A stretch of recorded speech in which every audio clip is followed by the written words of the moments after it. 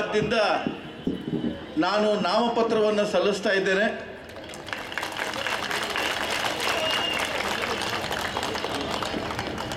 ನಾಮಪತ್ರವನ್ನು ಸಲ್ಲಿಸೋದಕ್ಕೆ ನಮ್ಮ ಬಸವನಗುಡಿಯ ದೊಡ್ಡ ಗಣಪತಿ ದೇವಸ್ಥಾನದ ಹತ್ತಿರದಿಂದ ನಾವೆಲ್ಲ ಮೆರವಣಿಗೆಯಲ್ಲಿ ಕಚೇರಿಗೆ ಹೋಗ್ತಾ ಇದ್ದೇವೆ. ಅದಕ್ಕೆ ತಾವೆಲ್ಲ ತಾಯಂದಿರು ಬಂದು ನನಗೆ ಆಶೀರ್ವಾದ ಮಾಡಬೇಕು ಅಂತ ನಾನು ಕೇಳಿಕೊಳ್ಳೋಕ್ಕೆ ನಿಮ್ಮ ಮುಂದೆ ನಿಂತಿದ್ದೇನೆ.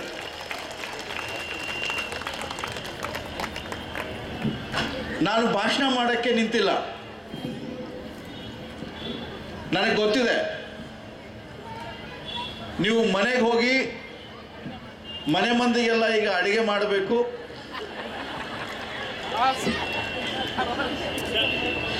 ಮಕ್ಕಳಿಗೆ ಪರೀಕ್ಷೆ ಇರೋದ್ರಿಂದ ಅವ್ರಿಗೆ ಓದಿಸ್ಬೇಕು. ಅನಂತಕುಮಾರ್ ಗೆಲ್ಲೋದು ಎಷ್ಟು ಮುಖ್ಯನೋ ಅದಕ್ಕಿಂತ ಮುಖ್ಯ ನಮ್ಮ ಮಕ್ಕಳು ಫಸ್ಟ್ ಕ್ಲಾಸ್ನಲ್ಲಿ ಪಾಸ್ ಆಗೋದು ಅಂತ ನನಗೆ ಗೊತ್ತಿದೆ.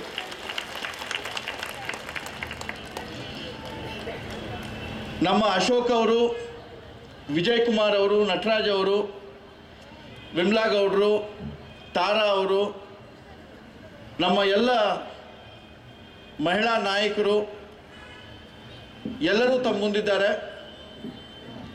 ವಿಶೇಷವಾಗಿ ಹಿಂದಿನ ಗೃಹ ಸಚಿವರು ಉಪಮುಖ್ಯಮಂತ್ರಿಗಳಾದಂಥ ಅಶೋಕ್ ಅವರ ಮಾತು ಕೇಳಬೇಕಾಗಿತ್ತು.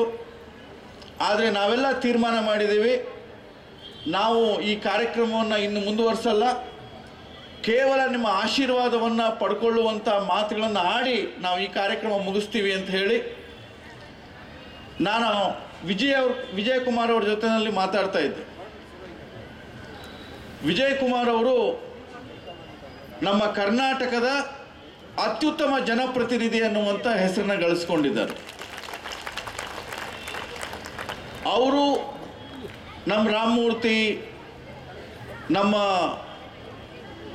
ಸೋಮಶೇಖರ್, ನಾಗರಾಜು, ನಮ್ಮ ಚಂದ್ರಶೇಖರ್ ರಾಜು, ನಮ್ಮ ಎಲ್ಲ ಮಹಾನಗರ ಪಾಲಿಕೆ ಸದಸ್ಯರು, ಸುರೇಶ್ ರೆಡ್ಡಿ ಅವರು, ಅವರೆಲ್ಲರ ಒಂದು ಸಹಕಾರದಿಂದ ಜಯನಗರದಲ್ಲಿ ಒಳ್ಳೆಯ ಕೆಲಸ ಆಗ್ತಾ ಇದೆ. ನನಗೆ ಕೇಳಿ ಭಾಳ ಸಂತೋಷ ಆಯಿತು. ನಾನು ಆ ಕಾರ್ಯಕ್ರಮದಲ್ಲೂ ಕೂಡ ಭಾಗವಹಿಸಿದ್ದೆ. 3,000 ಮನೆಗಳನ್ನು ಬಡವರಿಗೆ ಕೊಟ್ಟಿರುವಂಥ ಒಂದು ಕ್ಷೇತ್ರ ಅಂತಂದರೆ ನಮ್ಮ ಜಯನಗರ ಅಂತ ನಾವು ಹೆಮ್ಮೆಯನ್ನು ಪಡ್ಬೋದು. ನಾನು ಅಟಲ್ ಬಿಹಾರಿ ವಾಜಪೇಯಿ ಸರ್ಕಾರದಲ್ಲಿದ್ದಾಗ ವಾಲ್ಮೀಕಿ ಅಂಬೇಡ್ಕರ್ ಆವಾಸ್ ಯೋಜನೆ ಅನ್ನುವಂಥ ಒಂದು ಯೋಜನೆಯನ್ನು ತೆಗೆದುಕೊಂಡು ಆ ಯೋಜನೆ ಅಡಿಯೊಳಗೆ ದೇಶದಲ್ಲಿ 2.5 ಲಕ್ಷ ಮತ್ತು ಬೆಂಗಳೂರಿನಲ್ಲಿ 10,000 ಮನೆ ಕೊಟ್ವಿ. ಆ ಮನೆ ಮಾಲೀಕತ್ವ ಯಾರಿಗೆ? ಆ ಮನೆ ಯಜಮಾನನಿಗೋ ಯಜಮಾಂತಿಗೋ ಅನ್ನುವಂಥ ಪ್ರಶ್ನೆ ಬಂದಾಗ ನಾನು ಅಟಲ್ ಬಿಹಾರಿ ವಾಜಪೇಯಿ ಅವರಿಗೆ ಹೇಳಿದೆ, ಮನೆ ಯಜಮಾನನಿಗೆ ಯಾವಾಗಲೂ ಮಾಲೀಕತ್ವವನ್ನು ಕೊಡಬಾರ್ದು. ಆ ಮನೆಯ ಹಕ್ಕು ಪತ್ರವನ್ನು, ಮನೆಯ ಮಾಲೀಕತ್ವವನ್ನು ಯಾರಿಗಾದರೂ ಕೊಡಬೇಕು ಅಂತಂದರೆ ಆ ಮನೆ ಯಜಮಾಂತಿಗೆ ಕೊಡಬೇಕು ಅನ್ನುವಂಥ ಒಂದು ತೀರ್ಮಾನವನ್ನು ಮಾಡಿದೆ. ವಾಜಪೇಯಿ ಸರ್ಕಾರದಲ್ಲಿ ಕಟ್ಟಿಸಿದಂಥ 70 ಲಕ್ಷ ಮನೆಗಳ ಒಂದು ಹಕ್ಕು ಪತ್ರವನ್ನು ಮನೆಯ ಯಜಮಾಂತಿಗೆ ಕೊಡುವಂಥ ನಿರ್ಧಾರವನ್ನು ಮಾಡಿದ್ವಿ. ನನಗೆ ಕೇಳಿ ಸಂತೋಷ ಆಯಿತು. ನಮ್ಮ ವಿಜಯ್ ಕುಮಾರ್ ಅವರು ಕೂಡ ಆ 3,000 ಬಡವರ ಮನೆಗಳ ಹಕ್ಕು ಪತ್ರವನ್ನು, ಮಾಲೀಕತ್ವದ ಪತ್ರವನ್ನು ಆ ಮನೆಯ ಯಜಮಾಂತಿಗೆ ಕೊಟ್ಟಿದ್ದಾರೆ ಅನ್ನುವಂಥ ಮಾತನ್ನು ಕೇಳಿ ನನಗೆ ಭಾಳ ಸಂತೋಷ ಆಗಿದೆ. ಅಶೋಕ್ ಅವರು ಈ ರಾಜ್ಯದ ಆರೋಗ್ಯ ಸಚಿವರಾಗಿದ್ದಾಗ ಮಡಿಲು ಅನ್ನುವಂಥ ಒಂದು ಕಾರ್ಯಕ್ರಮ ಶುರು ಮಾಡಿದ್ರು. ಅಂದರೆ ಹೆಣ್ಮಕ್ಕಳಿಗೆ ಪ್ರಸವದ ಕಾಲದಲ್ಲಿ, ಅದಕ್ಕೆ ಮೊದಲು ಮತ್ತು ಅದರ ನಂತರ ಎಲ್ಲ ಥರದ ಸೌಲಭ್ಯ ಸೌಕರ್ಯಗಳನ್ನು ಕೊಡುವಂಥ ಒಂದು ವ್ಯವಸ್ಥೆ. ಭಾಗ್ಯಲಕ್ಷ್ಮಿ ಯೋಜನೆ ನಾವು ಶುರು ಮಾಡಿದ್ವಿ. ಅದ್ರ ಜೊತೆಯಲ್ಲಿ ಸೈಕಲ್ ಕೊಡುವಂಥ ಯೋಜನೆಯನ್ನು ನಮ್ಮ ಸರ್ಕಾರ ಶುರು ಮಾಡಿತು. ಭಾರತೀಯ ಜನತಾ ಪಾರ್ಟಿ ಅಂತಂದರೆ ಮಹಿಳೆಯರ ಪರವಾಗಿರುವಂಥ ಪಾರ್ಟಿ. ಯಾವಾಗ ಭಾರತೀಯ ಜನತಾ ಪಾರ್ಟಿ ಆಡಳಿತ ಕೇಂದ್ರದಲ್ಲಿ ಬಂದಿದೆಯೋ, ಬೇರೆ ಬೇರೆ ರಾಜ್ಯಗಳಲ್ಲಿ ಬಂದಿದೆಯೋ, ಆವಾಗ ಮಹಿಳಾ ರಕ್ಷಣೆ, ಮಹಿಳಾ ಕಲ್ಯಾಣದ ಬಗ್ಗೆ ನಾವು ಕೆಲಸ ಮಾಡಿದ್ದೇವೆ. ಕಾಂಗ್ರೆಸ್ ಪಾರ್ಟಿ ಅಂತಂದರೆ ಮಹಿಳೆಯರ ವಿರುದ್ಧವಾಗಿರುವಂಥ ಪಾರ್ಟಿ, ಮಹಿಳಾ ವಿರೋಧಿ ಪಾರ್ಟಿ. ನನಗೆ ಕೇಳ್ತಾರೆ, ಈ ಕಾಂಗ್ರೆಸ್ ಪಾರ್ಟಿ ಮಹಿಳಾ ವಿರೋಧಿ ಪಾರ್ಟಿ ಯಾಕೆ ಅಂತ. ಅದಕ್ಕೆ ಭಾಳ ಮುಖ್ಯ ಕಾರಣ ಅಂತಂದರೆ ಬೆಲೆ ಏರಿಕೆ. ವಾಜಪೇಯಿ ಅವರು 6 ವರ್ಷ ಈ ದೇಶದಲ್ಲಿ ಆಡಳಿತ ಮಾಡಿದರು. ಪೆಟ್ರೋಲ್ ಬೆಲೆ ಜಾಸ್ತಿ ಆಗಲಿಲ್ಲ, ಡೀಸೆಲ್ ಬೆಲೆ ಜಾಸ್ತಿ ಆಗಲಿಲ್ಲ, LPG ಬೆಲೆ ಜಾಸ್ತಿ ಆಗಲಿಲ್ಲ, LPG ಮೇಲೆ ಯಾವುದೇ ಕ್ಯಾಪ್ ಇರಲಿಲ್ಲ. ಗಂಟೆ ಹೊಡ್ಕೊಂಡು ಮನೆ ಮುಂದೆ ಬರ್ತಾ ಇದ್ರು, ನಿಮಗೆ LPG ಸಿಲಿಂಡರ್ ಬೇಕಾ ಅಂತ ಬರ್ತಾ ಇದ್ರು ತಾನೆ ವಾಜಪೇಯಿ ಕಾಲದಲ್ಲಿ. ಆದರೆ ಇವತ್ತು LPG ಮಾಯ ಆಗಿದೆ. ಎಲ್ಲ ವಸ್ತುಗಳ ಬೆಲೆಗಳು ಆಕಾಶಕ್ಕೆ ಹೋಗಿದೆ. ಅದು ಅಕ್ಕಿ ಇರ್ಬೋದು, ಬೇಳೆ ಇರ್ಬೋದು, ಅದು ಎಣ್ಣೆ ಇರ್ಬೋದು, ಎಲ್ಲ ವಸ್ತುಗಳು ಎಲ್ಲ ಬೆಲೆಗಳು ಆಕಾಶಕ್ಕೆ ಹೋಗಿದೆ. ನಮ್ಮ ನರೇಂದ್ರ ಮೋದಿ ಅವರು ಹೇಳಿದ್ದಾರೆ, ಪ್ರಧಾನಮಂತ್ರಿ ಅಭ್ಯರ್ಥಿ, ನನಗೆ 60 ತಿಂಗಳು ಸೇವಕನಾಗಿ ಕೆಲಸ ಮಾಡುವಂಥ ಅವಕಾಶ ಕೊಡಿ. ಈಗ ಏನು ಮನಮೋಹನ್ ಸಿಂಗ್ ಕಾಲದಲ್ಲಿ, ಸೋನಿಯಾ ಗಾಂಧಿ ಕಾಲದಲ್ಲಿ ಆಕಾಶಕ್ಕೆ ಹೋಗಿದೆ ಬೆಲೆಗಳು, ಅದನ್ನು ವಾಜಪೇಯಿ ಕಾಲದ ಮಟ್ಟಕ್ಕೆ ವಾಪಸ್ ತಗೊಂಡ್ಬರ್ತೀನಿ, ಬೆಲೆಗಳನ್ನು ಕೆಳಗಿಳಿಸ್ತೀನಿ ಅಂತ ಹೇಳಿರುವಂಥ ಒಬ್ಬ ನಾಯಕ ನರೇಂದ್ರ ಮೋದಿ. ಮಹಿಳೆಯರ ಪರವಾಗಿರುವಂಥ ಒಬ್ಬ ನಾಯಕ, ಮಹಿಳಾ ಕಲ್ಯಾಣದ ಪರವಾಗಿರುವಂಥ ನಾಯಕ. ಸೋನಿಯಾ ಗಾಂಧಿ ಮಹಿಳಾ ವಿರೋಧಿ ನಾಯಕಿ, ಮಹಿಳೆಯರ ವಿರೋಧವಾಗಿರುವಂಥ ಒಬ್ಬ ನಾಯಕ. ಏನಾಗಿದೆ ಇಡೀ ದೇಶದಲ್ಲಿ? ಕಾನೂನು ಸುವ್ಯವಸ್ಥೆ ಹೇಗಿದೆ? ನಿರ್ಭಯ ಪ್ರಕರಣ, ಅಲ್ಲಿ ದಿಲ್ಲಿಯಲ್ಲಿ ಒಂದು ನಿರ್ಭಯ ಪ್ರಕರಣ, ಬೆಂಗಳೂರಿನಲ್ಲಿ ಆವಾಗವಾಗ ನಿರ್ಭಯ ಪ್ರಕರಣ ಆಗ್ಬೋದು ಅನ್ನುವಂಥ ಹೆದರಿಕೆ ಕಳೆದ 9 ತಿಂಗಳ ಕಾಂಗ್ರೆಸ್ ಸರ್ಕಾರದಲ್ಲಿ. ಆ ನಿರ್ಭಯ ಪ್ರಕರಣ ನಡೆದಂಥ ಸಂದರ್ಭದಲ್ಲಿ ಸೋನಿಯಾ ಗಾಂಧಿ UPAದ ನೇತೃತ್ವ, ಶೀಲಾ ದೀಕ್ಷಿತ್ ದಿಲ್ಲಿಯ ಮುಖ್ಯಮಂತ್ರಿ, ಅವರ ಮೂಗಿನ ತುದಿಯಲ್ಲಿ ನಡೆದಂಥ ಒಂದು ಘಟನೆ. ನಾನು ಯಾಕೆ ಇದನ್ನು ಹೇಳ್ತೀನಿ ಅಂತಂದರೆ, ನಾನು ಕೆಲವು ತಿಂಗಳ ಹಿಂದೆ ಗುಜರಾತ್ಗೆ ಹೋಗಿದ್ದೆ. ಗುಜರಾತ್ನಲ್ಲಿ ಸಾಬರಮತಿ ನದಿ ಇದೆ. ಆ ನದಿ ಮೇಲೆ ರಾತ್ರಿ 1.5 ಗಂಟೆ ನಿಂತು ಆ ರಿವರ್ ಫ್ರಂಟನ್ನು ನೋಡ್ತಾ ಇದ್ದಂಥ ಸಂದರ್ಭದಲ್ಲಿ ಅನೇಕ ಮಹಿಳೆಯರು ಓಡಾಡ್ತಾ ಇದ್ರು. ನಾನು ಕೇಳಿದೆ ನನ್ನ ಸ್ನೇಹಿತರನ್ನ, ಇಷ್ಟು ನಿರ್ಭಯವಾಗಿ ಓಡಾಡ್ತಾ ಇದ್ದಾರಲ್ಲ ಅಂತ. ಅದಕ್ಕೆ ಅವ್ರು ಹೇಳಿದರು, ನೋಡಿ, ನರೇಂದ್ರ ಮೋದಿ ಅವರ 12 ವರ್ಷದ ಆಡಳಿತದಲ್ಲಿ ಮಹಿಳೆಯರ ಅತ್ಯಾಚಾರದ ಒಂದೇ ಒಂದು ಘಟನೆ ಗುಜರಾತ್ನಲ್ಲಿ ನಡೆದಿಲ್ಲ ಅನ್ನುವಂಥ ಮಾತನ್ನು ಹೇಳಿದರು. ಮಹಿಳೆಯರು ಸುರಕ್ಷಿತವಾಗಿರುವಂಥ ಗುಜರಾತ್ ಮಾದರಿಯ ಆಡಳಿತ ಇಡೀ ದೇಶದಲ್ಲಿ ಬೇಕಾನೆ? ಇಡೀ ದೇಶದಲ್ಲಿ ಆ ರೀತಿ ಆಡಳಿತ ಬೇಕು. ಬೆಲೆ ಏರಿಕೆ ಇಲ್ಲದೆ ಇರುವಂಥ ಆಡಳಿತ ಬೇಕು. ನಾನು ಅಶೋಕ್ ಅವ್ರನ್ನ ಕೇಳ್ತಾ ಇದ್ದೆ.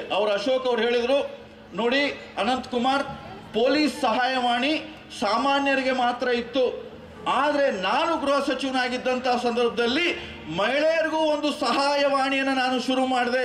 BJP ಸರ್ಕಾರದಲ್ಲಿ ಶುರು ಆಯಿತು. ಅವರು ಮುಂದುವರೆದಿದ್ದರೆ ಇನ್ನು ಅನೇಕ ಯೋಜನೆಗಳನ್ನು ನಾವು ಮಾಡ್ತಾ ಇದ್ವಿ. ನಾವು ಒಟ್ಟಿಗೆ ಕೂತು ಯೋಚನೆ ಮಾಡ್ತಾ ಇದ್ವಿ. ಅನೇಕ ಕಲ್ಪನೆಗಳಿದ್ದಾವೆ. 1 ಲಕ್ಷ ಜನ ಪೊಲೀಸರಿದ್ದಾರೆ ಅಂತಂದರೆ ಅದರಲ್ಲಿ 5,000 ಮಹಿಳಾ ಪೊಲೀಸರಿದ್ದಾರೆ. ಈ 5,000 ಮಹಿಳಾ ಪೊಲೀಸರ ಸಂಖ್ಯೆಯನ್ನು ಜಾಸ್ತಿ ಮಾಡ್ಬೋದಾ? ಈಗ ರಾತ್ರಿ ಗಸ್ತು ತಿರುಗೋದಕ್ಕೆ ಚೀಟಾ ಇದೆ, ರಾತ್ರಿ ಗಸ್ತು ತಿರುಗೋದಕ್ಕೆ ಹೊಯ್ಸಳ ಇದೆ. ಆ ಚೀಟಾ ಮತ್ತು ಹೊಯ್ಸಳಗಳು ಪುರುಷ ಹೊಯ್ಸಳ ಮತ್ತು ಪುರುಷ ಚೀಟಾ ಇದೆ. ಆ ಪುರುಷ ಹೊಯ್ಸಳ, ಪುರುಷ ಚೀಟಾ ಜೊತೆಯಲ್ಲಿ ಮಹಿಳಾ ಚೀಟಾ ಮತ್ತು ಮಹಿಳಾ ಹೊಯ್ಸಳ ಕೂಡ ನಾವು ಶುರು ಮಾಡ್ಬೋದಲ್ಲ? ರಾತ್ರಿ 9 ಗಂಟೆಯಿಂದ ಬೆಳಿಗ್ಗೆ 6 ಗಂಟೆ ತನಕ ನಮ್ಮ ಟ್ರಾಫಿಕ್ ಜಂಕ್ಷನ್ಗಳಲ್ಲಿ ಕೇವಲ ಪುರುಷ ಪೊಲೀಸರು ಮಾತ್ರ ಇರ್ತಾರೆ, ಟ್ರಾಫಿಕ್ ಪೊಲೀಸರು. ಮಹಿಳಾ ಗಸ್ತನ್ನು ಕೂಡ ನಾವು ನಿರ್ಮಾಣ ಮಾಡ್ಬೋದಲ್ಲ? ಈ ಎಲ್ಲ ಯೋಚನೆಗಳು ಭಾರತೀಯ ಜನತಾ ಪಾರ್ಟಿ ಆಡಳಿತಗಾರರಿಗೆ ಮಾತ್ರ ಬರಲಿಕ್ಕೆ ಸಾಧ್ಯ. ಕಾಂಗ್ರೆಸ್ ಈ ಬಗ್ಗೆ ಯೋಚನೆ ಮಾಡಲಿಕ್ಕೆ ಸಾಧ್ಯ ಇಲ್ಲ. ಅವರು ನೈಟ್ ಕ್ಲಬ್ಗಳ ಅವಧಿಯನ್ನು ರಾತ್ರಿ 1 ಗಂಟೆ ತನಕ ವಿಸ್ತರಣೆ ಮಾಡಿದ್ದಾರೆ. ರಾತ್ರಿ 1 ಗಂಟೆ ತನಕ ಬೆಂಗಳೂರಿನ ರಾತ್ರಿ ಜೀವನದ ಸಮಯ ವಿಸ್ತರಣೆ ಆದರೆ ಅದರಿಂದ ತೊಂದರೆ ಆಗೋದು ಯಾರಿಗೆ? ಮಹಿಳೆಯರಿಗೆ. ಯಾರು ಇವತ್ತು ಕಾಲ್ ಸೆಂಟರ್ಸ್ನಲ್ಲಿ ಕೆಲಸ ಮಾಡ್ತಾ ಇದ್ದಾರೆ, ಯಾರು ಇವತ್ತು IT BTಗಳಲ್ಲಿ ಕೆಲಸ ಮಾಡ್ತಾ ಇದ್ದಾರೆ, ಯಾರು ಇವತ್ತು ಬೇರೆ ಬೇರೆ ಕಾರ್ಖಾನೆಗಳಲ್ಲಿ ಕೆಲಸ ಮಾಡ್ತಾ ಇದ್ದಾರೆ, ಅವರು ರಾತ್ರಿ ವಾಪಸ್ ಬರಬೇಕಾದ್ರೆ ಅವರು ಈ ಥರದ ಒಂದು ನೈಟ್ ಕ್ಲಬ್ಗಳ ಹಾವಳಿಯಿಂದ, ಅಲ್ಲಿ ಆಗುವಂಥ ಅಚಾತುರ್ಯಗಳಿಂದ ತೊಂದರೆಗೊಳಗಾಗ್ತಾರೆ. ಇವತ್ತು ಕಾಂಗ್ರೆಸ್ಸಿನ ಮಾನಸಿಕತೆ ಏನು? ಒಬ್ಬ ಮಹಿಳೆ 7 ಗಂಟೆಯ ಒಳಗೆ ಮನೆ ಸೇರಿಕೊಳ್ಬೇಕು ಅಂತ. ಭಾರತೀಯ ಜನತಾ ಪಾರ್ಟಿ ಮಾನಸಿಕತೆ ಏನು? ಇವತ್ತು ಪುರುಷನಿಗೆ 24/7 ರಕ್ಷಣೆ ಸಿಗೋದಾದರೆ, ಪುರುಷನಿಗೆ 24/7 ಉದ್ಯೋಗದ ಅವಕಾಶ ಸಿಗೋದಾದರೆ, ಪುರುಷನಿಗೆ 24/7 ಬದುಕಿನ ಅವಕಾಶ ಸಿಗೋದಾದರೆ, ನಮ್ಮ ಮಹಿಳೆಯರಿಗೆ, ನಮ್ಮ ಮಾತೆಯರಿಗೆ, ನಮ್ಮ ಸೋದರಿಯರಿಗೂ ಕೂಡ 24/7 ರಕ್ಷಣೆ ಸಿಗಬೇಕು, ಉದ್ಯೋಗದ ಅವಕಾಶ ಸಿಗಬೇಕು, ಬದುಕಿನ ಅವಕಾಶ ಸಿಗಬೇಕು. ಸ್ನೇಹಿತರೆ, ಮಹಿಳೆಯರಿಗೆ 33% ರಿಸರ್ವೇಷನ್ ಕೊಡಬೇಕು ಅನ್ನುವಂಥ ವಿಚಾರವನ್ನು ಲೋಕಸಭೆಯಲ್ಲಿ ಮತ್ತು ವಿಧಾನಸಭೆಯಲ್ಲಿ ಪ್ರಸ್ತಾಪ ಮಾಡಿದಂಥ ಪ್ರಧಾನಮಂತ್ರಿ ನನಗೆ ಹೆಮ್ಮೆ ಅನಿಸುತ್ತೆ. ಅಟಲ್ ಬಿಹಾರಿ ವಾಜಪೇಯಿ ಅವರು ಇದನ್ನು ಲೋಕಸಭೆಯಲ್ಲಿ ಮುಂದಿಟ್ಟು 10 ವರ್ಷ ಆದರೂ ಕೂಡ ಸೋನಿಯಾ ಗಾಂಧಿಯವರು ಅದನ್ನು ಜಾರಿಗೆ ತರಲಿಕ್ಕೆ ಆಗಲಿಲ್ಲ. ನಾನು ನಿಮಗೆ ಭರವಸೆ ಕೊಡ್ತೇನೆ, ನರೇಂದ್ರ ಮೋದಿ ಅವರ ನೇತೃತ್ವದ ಸರ್ಕಾರ ರಚನೆ ಆದ ತಕ್ಷಣ ಮಹಿಳೆಯರಿಗೆ ಈ ರೀತಿಯ ಮೀಸಲಾತಿ ಕೊಡುವಂಥ ಒಂದು ಕಾನೂನನ್ನು ಲೋಕಸಭೆಯಲ್ಲಿ ನಾವು ಪಾಸ್ ಮಾಡ್ತೇವೆ ಎನ್ನುವಂಥ ಒಂದು ಭರವಸೆಯನ್ನು ನಾನು ನಿಮಗೆ ಕೊಡ್ತಾ ಇದ್ದೇನೆ. ಎಲ್ಲೆಲ್ಲಿ BJP ಸರ್ಕಾರ ಇದೆ ಅಲ್ಲಿ 50% ಮೀಸಲಾತಿಯನ್ನು ನಾವು ಕೊಟ್ಟಿದ್ದೇವೆ. ಸ್ಥಳೀಯ ಸಂಸ್ಥೆಗಳಲ್ಲಿ ಕಾಂಗ್ರೆಸ್ ಈ ದಿಕ್ಕಿನಂತ ಯೋಚನೆ ಮಾಡಿಲ್ಲ. ಕಾಂಗ್ರೆಸ್ ಮಹಿಳೆಯರನ್ನ ತೋರಿಸಿ ಮಹಿಳೆಯರಿಗೆ ಶೋಷಣೆ ಮಾಡುವಂಥ ಪಾರ್ಟಿ ಭಾರತೀಯ ಜನತಾ ಪಾರ್ಟಿ. ಬಡ ಮಹಿಳೆಯರು, ಸಾಮಾನ್ಯ ಮಹಿಳೆಯರು, ಕೂಲಿ ಕಾರ್ಮಿಕ ಮಹಿಳೆಯರು, ಈ ಎಲ್ಲ ಥರದ ಮಹಿಳೆಯರಿಗೆ ಒಂದು ಪೋಷಣೆ ಮಾಡುವಂಥ ಶಕ್ತಿ ಕೊಡುವಂಥ ಪಾರ್ಟಿ. ಅದು ನಮ್ಮ ಜಯನಗರ ಮಂಡಲದಲ್ಲಿ, ನಮ್ಮ ಬೆಂಗಳೂರು ಮಹಾನಗರದಲ್ಲಿ, ನಮ್ಮ ಕರ್ನಾಟಕದ ನಮ್ಮ ಸರ್ಕಾರದ ಆಡಳಿತದಲ್ಲಿ, ಇಡೀ ದೇಶದಲ್ಲಿ ಭಾರತೀಯ ಜನತಾ ಪಾರ್ಟಿ ಈ ಉದಾಹರಣೆಗಳನ್ನು ಮುಂದಿಟ್ಟಿದೆ. ಇಷ್ಟೊಂದು ದೊಡ್ಡ ಪ್ರಮಾಣದಲ್ಲಿ ಬಂದಿದ್ದೀರಾ. ಇಷ್ಟು ತಡವಾದರೂ ಕೂಡ ನಮಗೆಲ್ಲರಿಗೂ ಆಶೀರ್ವಾದ ಮಾಡ್ತಾ ಇದ್ದೀರಾ. ನಾಳೆ ನಾಮಪತ್ರ ಸಲ್ಲಿಸುವಂಥ ಶುಭ ಮುಹೂರ್ತದಲ್ಲಿ ತಾವೆಲ್ಲ ಬಂದು, ಯಾಕೆಂದರೆ ನೀವು ಬಂದರೂ ಆಶೀರ್ವಾದ ಮಾಡಿದರೆ ಅದು ಗೆಲುವಿನ ಆಶೀರ್ವಾದ. ನಮ್ಮ ತಾಯಂದಿರ ಮತ್ತು ಸೋದರಿಯರ ಆಶೀರ್ವಾದ ಅದು ಗೆಲುವಿನ ಆಶೀರ್ವಾದ ಅಂತ ನಾನು ನಂಬಿದ್ದೇನೆ. ಆದ್ದರಿಂದ ಆ ಗೆಲುವಿನ ಆಶೀರ್ವಾದವನ್ನು ನೀವು ನನಗೆ ಮಾಡಬೇಕು. ನನಗೆ ಗೆಲುವಿನ ಆಶೀರ್ವಾದ ಮಾಡೋದರ ಮುಖಾಂತರವಾಗಿ ಮಹಿಳಾ ಕಲ್ಯಾಣದ, ಮಹಿಳಾ ಸಶಕ್ತೀಕರಣದ, ಮಹಿಳಾ ಮೀಸಲಾತಿಯ ಪರವಾಗಿರುವಂಥ ನರೇಂದ್ರ ಮೋದಿ ಅವ್ರನ್ನ ಈ ದೇಶದ ಪ್ರಧಾನಮಂತ್ರಿ ಮಾಡಿಸ್ಬೇಕು ಅಂತ ಹೇಳಿ ವಿನಂತಿ ಮಾಡಿಕೊಳ್ತಾ ತಮಗೆ ವಂದಿಸ್ತಾ, ಜೈ ಹಿಂದ್, ಜೈ ಕರ್ನಾಟಕ.